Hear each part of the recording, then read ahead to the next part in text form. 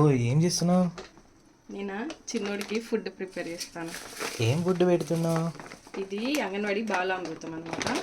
ఇది చాలామంది ప్రిఫర్ చేయరు, బట్ ఇది చాలా మంచిది హెల్త్కి. మా పిల్లలకు కూడా మంచి బలం. అంటే ఇక్కడే ఉంది శక్తి, protein, calcium, vitamin A, vitamin B, ఇనుము, విటమిన్ సి అని. ఇది కానీ చాలామంది ఏం చేస్తారు అంటే ఇది పక్క పడిస్తారు, పిల్లలకు మోషన్స్ అవుతాయి అని, ఇదని అదని. బట్ ఇది చాలా ఉపయోగాలు అయితే ఉంటాయి. కానీ ఇది ఏంటి అంటే కొంచెం ఇట్లా జల్లెడ పట్టి వాళ్ళకి పిల్లలకి ఇవ్వాలి.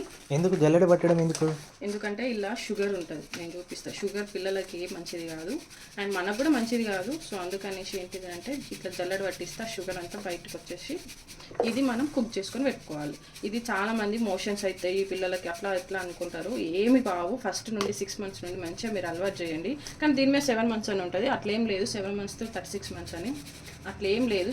మీరు ఫుడ్ 6 monthsకి స్టార్ట్ చేస్తారు కదా, అప్పుడు ఇస్తే మాత్రం పిల్లలు సూపర్ ఉంటారు. మోషన్ ప్రాబ్లం ఉన్న వాళ్ళకి చాలా బాగా అన్ని రకాలమైన ఫుడ్స్ ఇలా పప్పులు కానీ, ఆయిల్స్ కానీ, నెయ్యి కానీ అన్నీ కలిసి ఉంటాయి. ఇదేం ప్రమోషన్ వీడియో కాదు.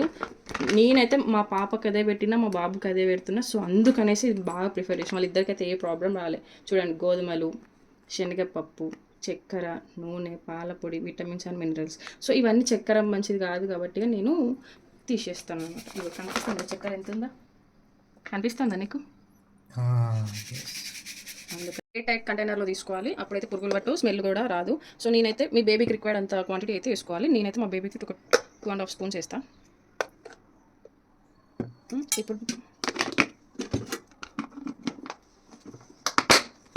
ఇప్పుడు దీన్ని లంప్స్ లేకుండా మొత్తం కలుపుకోవాలి. అనిపిస్తుందా? దీన్ని ఒక 10 minutes స్లిమ్లో పెట్టి బాయిల్ చేసుకోవడమే. ఇది ఫీడ్ చేసుకొని పిల్లలకు తినిపించడం అంతే. ఏం ప్రాసెస్ ఉండదు. ఒకసారి ట్రై చేయండి. పిల్లలకు కూడా చాలా హెల్త్కి మంచిది. ఏ మోషన్స్ కావు, ఎలాంటివి కావు. అట్లాంటివి ఏం పెట్టుకోకుండా మంచిగా తినిపించండి. పిల్లలు బలంగా కూడా అవుతారు. ఎట్లా అంటే వావ్ సూపర్. బలానికి బలం, ఎనర్జీకి ఎనర్జీ. ఇది కొంచెం థిక్ కన్సిస్టెన్సీ వస్తుంది. వచ్చే వరకు స్టిర్ చేసుకోవాలి, లేకపోతే కింద మొత్తం గడ్డలు కట్టుకుంటుంది. కాదు, అది థిక్ అయ్యేదానికి ఇట్లా కలుపుతూ ఉండాలి. రే నువ్వు ఎందుకు వచ్చినావు ఇక్కడికి? అమ్మ నీకు ఏం ఫుడ్ పెడుతుందో చూద్దామని వచ్చావా?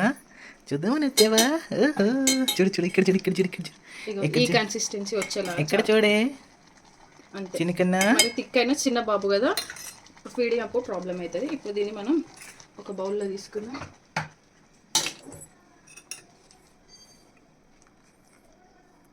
ఇలా స్పూన్తో తీసుకోవాలి. ఇలా ఉఫ్ అనాలి. ఇలా నోట్లో పెట్టేసేయాలి. అవి వాళ్ళ కర్ర అమ్మని తినేస్తారు. తినేసి ఓకేనా?